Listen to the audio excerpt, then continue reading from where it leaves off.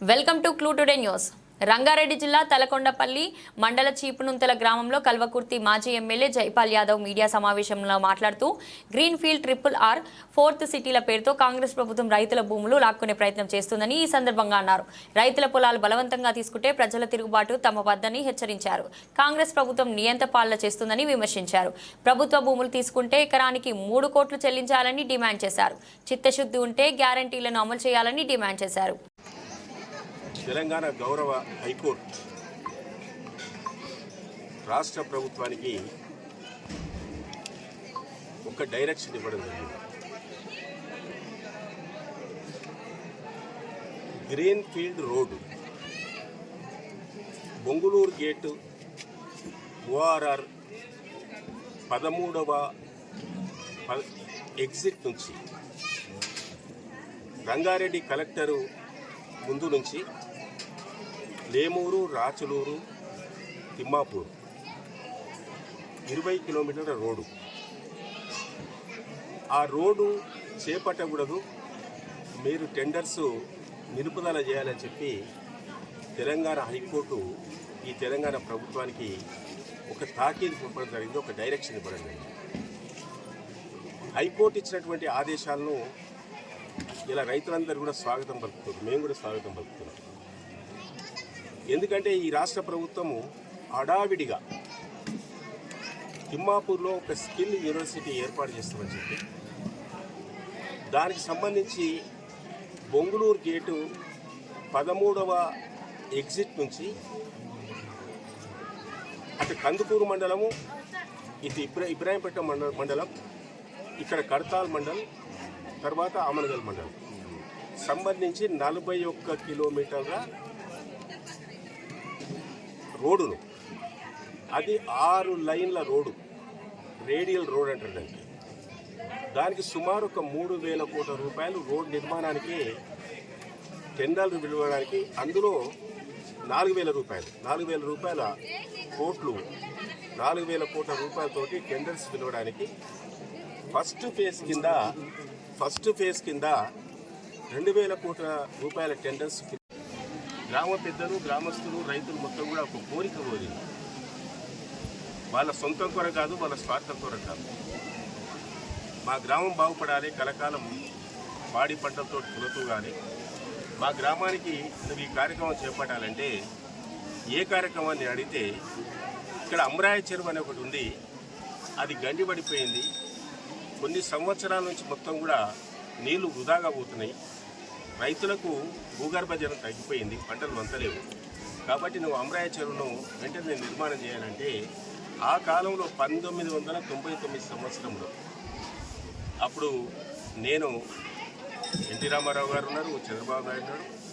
నేను వెంటనే ప్రతిపాదన సిద్ధం చేసుకొని నేను ముఖ్యమంత్రి గారి దగ్గర కూర్చొని ఈ అమరాయ చెరువును మొత్తం కూడా పాత నిర్మాణం మొత్తం తీసేసి మళ్ళీ కొత్త నిర్మాణం చేసి ఈ చీపునుంతల గ్రామానికే కాకుండా చుట్టుపక్కల పరిసర ప్రాంతాల్లో ఉన్నటువంటి ఇక్కడ నుంచి మొదలుకుంటే పాతకోడ తండనుకో, లేకుంటే చుక్కాపూర్ అనుకో, లేకుంటే చీపునుంతలు అనుకో, లేకుంటే ఈ తాండాలకు చుట్టుపక్కల సాలాపూర్ అనుకో, ఆ విధంగా చెరువు పూర్తి స్థాయిలో నిండాలి, రైతులకు సాగునీరు అందివ్వాలి, భూగర్భ జలం పెరగాలి, బోర్లు ఎండిపోకూడదు, అందరూ కూడా ఎక్కువ విస్తీర్ణంలో పంటలు వేసుకోవాలి, పంటలు పండించుకోవాలి, సుఖంగా సంతోషంగా జీవించాలనే ఉద్దేశంతో ఆ రోజు కొన్ని కోట్ల రూపాయలతోటి ఈ చెరువు నిర్మాణం చేయించడం జరిగిందనే విషయాన్ని ఈ సందర్భంగా నేను తెలియజేస్తా ఉన్నాను.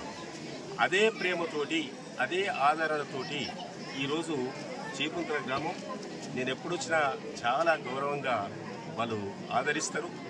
ఆ విధంగా మనను కన్నబిడ్డలాగా చూసుకుంటారు. కాబట్టి చీపునుంతల గ్రామాన్ని మాత్రం నా జన్మ ఉన్నంత వరకు, చివరి రక్తపు పట్టు ఉన్నంత వరకు కూడా అందరికి అందుబాటులో ఉండి వారు కోరిన విధంగా పనులు చేస్తారని కూడా ఈ సందర్భంగా చీపునుంతల గ్రామంతో పాటు కల్వకుర్తి నియోజకవర్గం, అదేవిధంగా తెలంగాణ రాష్ట్రంలో ప్రజలందరూ కూడా పాడి పంటలతోటి మంచి పంటలు పండించుకొని ఆ కుటుంబాలు మంచిగా పోషించుకొని సమస్యలు ఎక్కడ కూడా వారికి ఆపద కానీ కష్టం కానీ లేకుండా ఆ భగవంతుడు కాపాడాలి, మంచి పంటలు వండాలి. ఆ విధంగా రైతులందరూ కూడా ముందుకొచ్చి ఈ రాష్ట్రాన్ని దేశాన్ని అన్నదాతగా కాపాడాలని కూడా ఈ సందర్భంగా నేను తెలియజేస్తున్నాను. అందుగురించి ఈరోజు ఎంతో ప్రేమతోటి ఎంతో అభిమానంతో మాకున్నటువంటి అవినాభావ సంబంధం గతం నుంచి ఇప్పుడు కాదు 40 సంవత్సరాల నుంచి నేను సర్పంచ్గా ఉన్న కాలం నుంచి మళ్ళీ ఎన్ని పదవులు అలంకరించినా చీపురుతుల గ్రామం మాత్రం కంటికి రెప్పలాగా కన్నబిడ్డలాగా నన్ను చూసుకున్నాను. ఎప్పుడు కూడా మర్చిపోలేని విషయాన్ని ఈ సందర్భంగా నేను తెలియజేస్తూ ఉన్నాను. నేను ఫస్ట్ టైం ఎమ్మెల్యేగా పోటీ చేసినప్పుడు ఈ గ్రామానికి తప్పకుండా తీసుకుంటామంటే మా రైతాంగానికి మొత్తం ఎకరానికి 3 కోట్ల రూపాయలు ఇచ్చి తీసుకోండి. ఎకరానికి 3 కోట్ల రూపాయలు మా రైతులకు చెల్లించి తీసుకోండి. ఎందుకంటే RRR వస్తుంది. RRR ఎక్కడికి వస్తుంది? చౌటుప్పల్ నుంచి, రామోజీ ఫిల్మ్ సిటీ నుంచి, అదేవిధంగా యాచారం నుంచి, మాలవతల నుంచి, కుర్మేడ్ నుంచి, ఆర్కపల్లి, బ్రాహ్మణపల్లి, నల్లచెరువు, దాంతోపాటు మారేపల్లి నుంచి మన మేడిగడ్డ నుంచి చింతలపల్లి అవతలికి వెళ్ళి, తలకొండపల్లికి వెళ్ళి, ఇట్లా పడకాల అవతలికి వెళ్ళి కేశంపేట నుంచి పరిగి నుంచి కంది నుంచి సంగారెడ్డి నుంచి యాదగిరి రూట అవుతుంది 365 కిలోమీటర్లు. ఆ విధంగా వచ్చినప్పుడు మా అంతా కూడా లోపలికి వస్తుంది. లోపలికి వచ్చినప్పుడు మా చీపురుంతల గ్రామం కూడా 5 కోట్లకి ఎక్కడ అవుతుంది. 5 కోట్లు మీరు ఎవరు అమ్ముకోవద్దు. 5 కోట్ల రూపాయలకి ఎక్కడ అవుతుంది. కాబట్టి మా పిల్లల భవిష్యత్తు పాడైపోతుంది. కాబట్టి దయచేసి మీరు ఈ ప్రతిపాదన మానుకోవాలి. తప్పకుండా ప్రజలు కోరుకునే విధంగా పరిపాలన చేయాలి. పేద ప్రజలే దేవుళ్ళు, సమాజమే దేవాలయం. పేద ప్రజలు దేవుళ్ళుగా చూసుకుంటే, కంటికి రెప్పలాగా చూసుకుంటే నిన్ను కాపాడతారు. ఈరోజు అందరూ కూడా నేను మొత్తం కూడా హైడ్రా పెట్టి కూలబెట్టి అందరి బజార్లు వేసి పేద ప్రజలు హైదరాబాద్లో మొత్తం కూడా మూసీలో కలిపేస్తే రేపు వచ్చే ఎన్నికల్లో నీ ప్రభుత్వాన్ని నిన్ను కూడా మూసీలో కలిపేస్తారు. తీసుకుపోయి మొండి చేయని తీసుకుపోయి బంగాళాఖాతంలో కలుపుతారు. కాబట్టి నేను దయచేసి ఈ ప్రభుత్వాన్ని ఈరోజు మరి బడ్జెట్ సమావేశాలు జరుగుతున్నాయి. ఇప్పటికైనా ఆలోచించి ఈ ప్రభుత్వం తప్పకుండా ప్రజల యొక్క మనోభావాలు దెబ్బతీయకుండా ప్రజలు కోరుకున్న విధంగా పరిపాలన చేయాలి. ప్రజలకు కష్టం కలగనీయద్దు, ప్రజలకు నష్టం కలగనీయద్దు, ప్రజలు బజార్లు వేయకూడదు, ప్రజల భూములు లాక్కోవద్దు. ఏమైంది కొడంగల్లా, లగచెల్రా, రోటిపండ అనే తాండాల్లో రైతులు మొత్తం భూములు గుంజుకొని 70-80 మంది రైతులు తీసుకుపోయి 60 రోజులు జైల్లో పెడితే హైకోర్టు ఏం చేసింది? స్టే ఇచ్చేసింది. ఏమైంది? ప్రభుత్వం పరుపోయింది. సందర్భంగా శ్రీ శివ సీతారామాంజనేయ స్వామి దేవాలయం ప్రథమ వార్షికోత్సవం